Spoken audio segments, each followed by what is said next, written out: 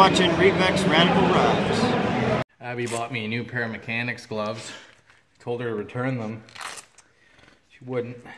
I was going to, and then you lost yours, so. I didn't lose mine. We know where it is. We just don't want to go get them. That too. Because they're in my dad's truck. Yes. 10 minutes away. Yes. All right. What are we doing today? Giving the YouTube fans everything they've always wanted. What are we doing, Abby? We're gonna start the Bogger. We're gonna fucking play with the Bogger today. Yeah. I've been working on my grandma's car for a little bit. Basically put a whole new used front end in there. Bought a scrap car with lots of good parts, so. Me and Dan were in the shop last night. Pay a rich cheap for Dan. So this thing fought you the whole way? Oh yeah, this thing was fun. The parts car, which was a piece of shit, which had all the good parts we needed, ended up coming apart nicer than this car that has like 150,000 kilometers. Anyways, let's grab our coffees. Let's go to the Bogger. Okay.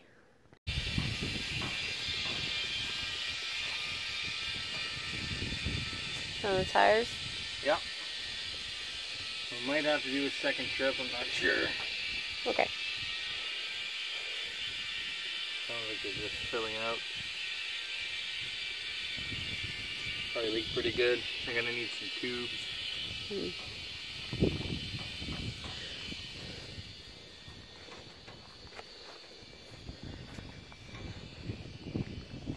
Powder.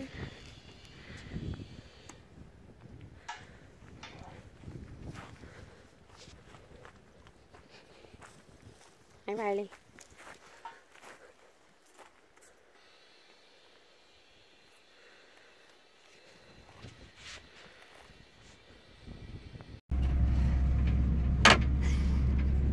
Just pulling the Bogger with the Bobcat.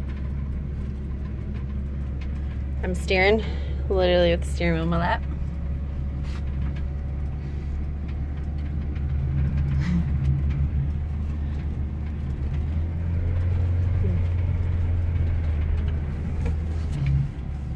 Okay, I gotta pay attention, so I gotta.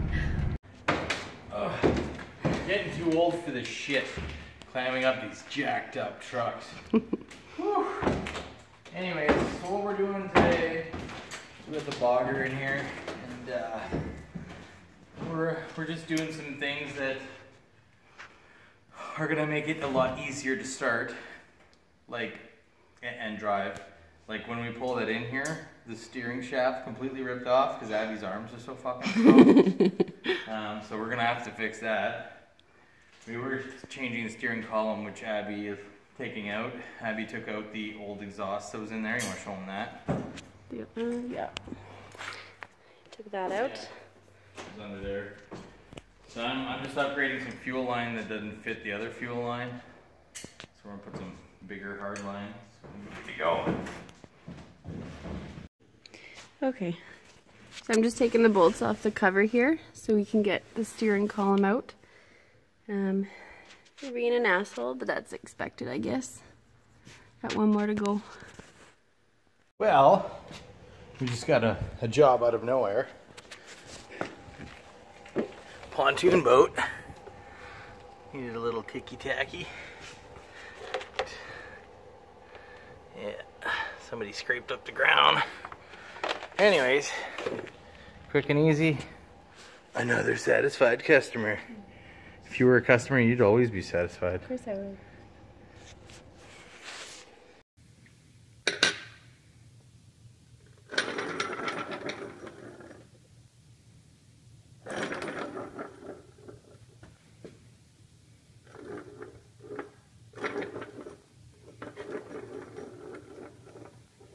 Nope.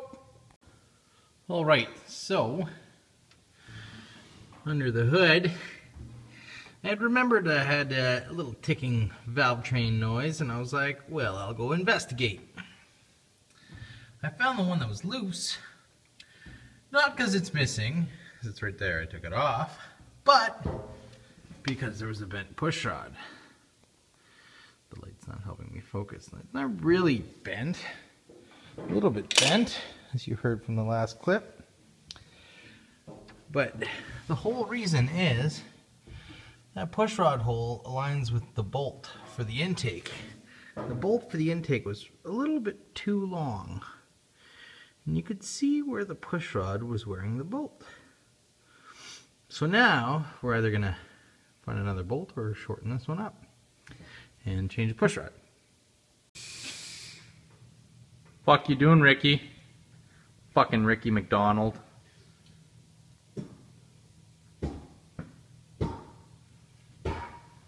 Fucking Bogger's chooching, bud.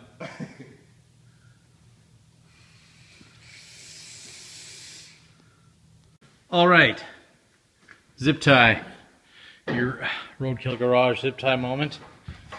You know how the roadkill does those really fancy, Hey, Ricky McDonald, get your fucking ass up here and hold this camera while I do fancy things. I just fuck shit up. Just fucking hold it right there, okay? Alright, fuck bud. I am not your fuck buddy. Oh. Okay, you guys have seen the roadkill zip tie wire loom. Well, this Revis Radical Rides wire loom. This bitch is fucking epic. Okay, you take one zip tie only, so you don't have to waste them, because it's like a precious commodity. You stretch all your wires out and fuck tighten the shit out of it. There, boom, fucking done. Look at that. Not a moment wasted. All right, so we went to Eve's camp, where his dad has an 80 Chevy. It's an 80 or an 81. The grill is part of the turn signal light. Anyways, we ended up taking the steering column out of the truck, but Eve's dad, we're doing a trade, and I'm going to end up with that truck. It's a 2-wheel drive, square body. Mm-hmm. It's in really bad shape though, because Abby, you could hear from her sound that she got excited there. But yeah, it's not a good one. So if anybody in like Ontario or anywhere worth traveling to knows of a short box square body, Abby, say things. Let us know. Let us know. Why? Because I want a square body. Why do you want a square body? Because I like them. Okay. I don't know what to say. Anyways, because I want one. So yeah, if there's a square body that's not too pricey. We don't have millions of dollars, but we're and we want to fix, like, I don't want one that's already done. Yeah. We want something that's kind of like road killable home from wherever the fuck it is. You can drive it home, but still a project, and I can make it my own. Yeah, basically. Anyways, so we're gonna get the steering column in the Bogger, and we fixed a whole bunch of things, and we're gonna fix even more things. Make this thing run a little better. It was like I had a copper line in the back from the tank to the fuel line, but the line was too small and it like was loose on there, so it was like sucking air, and that's why it was running poorly.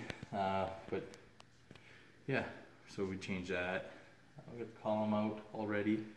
Abby did most of that. Very proud of her. Yay. She's getting the hang of this fucking shop stuff. I'm learning. She knows when to throw tools and when not to. That was not the right time. All right. Well, we were having issues trying to figure out why the fuck it wasn't turning over, and the starter was being an asshole. It kept hitting the fucking ring gear and it wasn't properly turning everything over. So what I did was kept changing starters, and like fuck, I trying to figure shit out. But I did a couple things wrong. So I swapped out batteries because I needed the one battery for something else, and I used another battery, which was actually shit. Even when charging, it was shit. So when I switched the starter, I switched the other battery because I had to go, and then when I came back to it, and it wasn't working, and I was like, fuck, and I switched back to starter, back and forth. No, it wasn't fucking working. Anyways, problem was I took apart the original starter, which was brand new at the time when I put it in the Bogger, and I haven't used the Bogger really.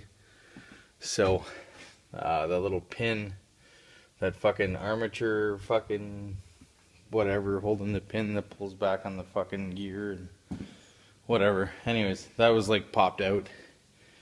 So when it was pulling on it, it wasn't pulling all the way out, so it would just like hit the fucking ring gear and just stay right there and just turn it to fucking grinding dust. So we figured that out, took that apart. Now, I'm on to the next thing. So we were bringing the Bogger in the shop because the steering column's all fucked. And they had started unbolting it, but we never finished the job. So as soon as we pulled it in, well, that broke. That broke right off. Now, you ready for the fun part? You know how I have a bunch of 3rd gen Camaros for parts? Well, the splines are the same. The shaft's a little short, so I'm going to cut some of that shaft. And we're going to put it into that shaft. Then everything will be copacetic. Well, this is the automotive version of that sappy song, When Two Become One. So that's the original part of the truck. That's off one of the Camaro parts cars I got in the back. I got a sleeve. This part still goes in and out. So yeah, I'm going to sleeve that, TIG weld that all up. Be good to go.